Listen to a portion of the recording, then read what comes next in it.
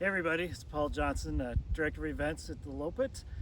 2020 for events has kind of been like 2020 everywhere else. It's been a little bit crazy. We rolled into winter with a ton of momentum. We had our pre-Loppet, went great with a new course, and the Loppet Invite was a full invitational with 16 high school teams, boys and girls. And that took us right up into the festival where we had just an amazing weekend. That festival was probably the largest luminary, we think, in all of its years. And for the first time since I've been around, both of the races were able to run from Bade-Makaska to the trailhead.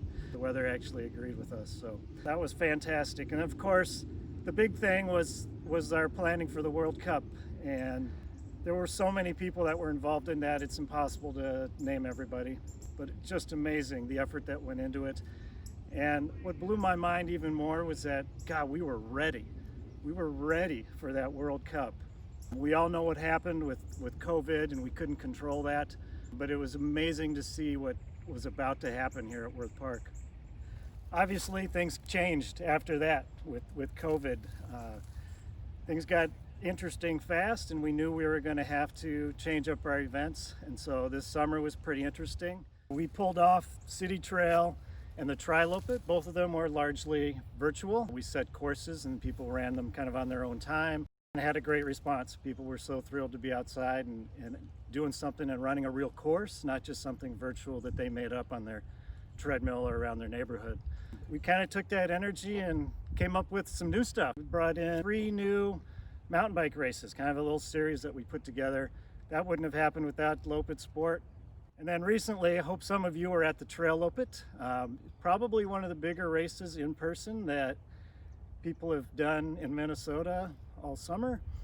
Over 400 people registered, and with all the COVID mitigation protocols we put in place, the feedback was that people felt safe. They loved being on the course. The course marking was better than they've ever seen. So this summer has just been fantastic. One thing about this COVID time is that we tend to have more questions than answers. We kind of had a big staff change.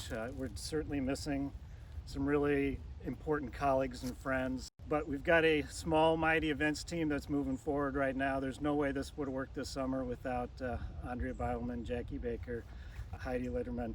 They've just been amazing. Along with all the Loppet staff and the events team, there have been a few volunteers that there's no way we would have made it without them, and there's a bunch. But I have to name a few. John and Gwen Daniels, Kim Boyce, Jim Daggett, Rick Paul, Steve Boyd, Carl Holmquist on course marshals for the Trail Loppet, Mark Bixby helping us with medical. There's just no way we would have done it without your support, so we thank all the volunteers that helped us through the summer. We also made a few new friends that helped us do some course marshaling. They were pretty dynamic, amazing course marshals out there, and people took a lot of pictures with them. A couple more things from this summer that really stood out to me. Great sponsor help. Sitka Salmon with the City Trail was amazing. People loved the whole salmon theme. And then Surly Brewing Company, such a longtime friend. We really appreciate them and hope we can keep working with them for the future.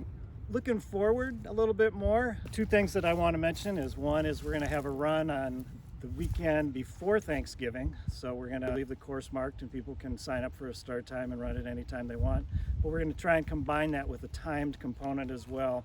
We want to make a very pointed effort to make sure that we're providing events that fit beginners and have enough things for kids. And in this COVID time especially, we thought it'd be great to add some races that were a little shorter. So we're kind of looking at a 5K series. One of those might include some kid races, 1K, 3K type races. Another one of those days might be an all-women's race. One of those days we might add a 10K, so a 5K and a 10K. So that's still all on the table. One thing that depends on is help from everybody, so including all of you watching this video right now. Our little Loppet staff can't do this by ourselves. I would love to have a committee that's really interested and gets behind this 5K series idea to own it and work with us on that. So those are kind of the two new efforts there. Otherwise, we're looking to winter. We're excited. We're planning on doing races in person. So pre-Loppet, we're planning to do in person. We probably won't have the youth events. However, we'll add those back into one of those 5K events is our hope. Our Loppet Invitational with the high school meets is all dependent on the high school league. We'll see what happens there. But we're watching it just like we're watching everything else. Same thing for the festival. At this point, we are hoping to be full steam ahead with a point-to-point race course. Obviously, there's going to be changes, and more things could change down the road too, but we're doing a race, one way or the other, as much as we can.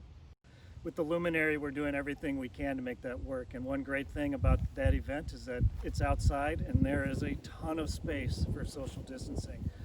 So we're hoping that we can keep people safe and this event can go on. It's such an amazing tradition. You might expect something like assigned registration tents where you're going to enter and exit an assigned start time. We're planning on being out there in person and enjoying the evening, that magical night.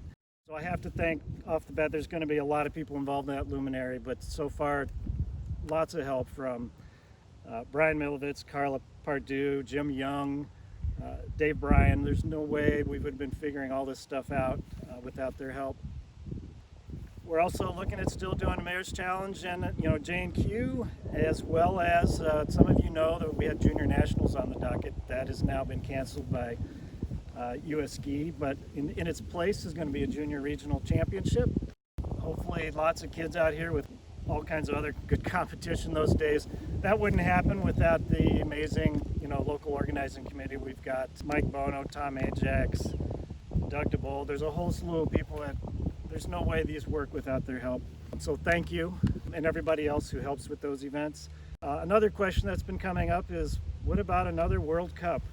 And at this point, it's definitely on the table. We're looking at a potential co-bid with the Berkey for doing 2024.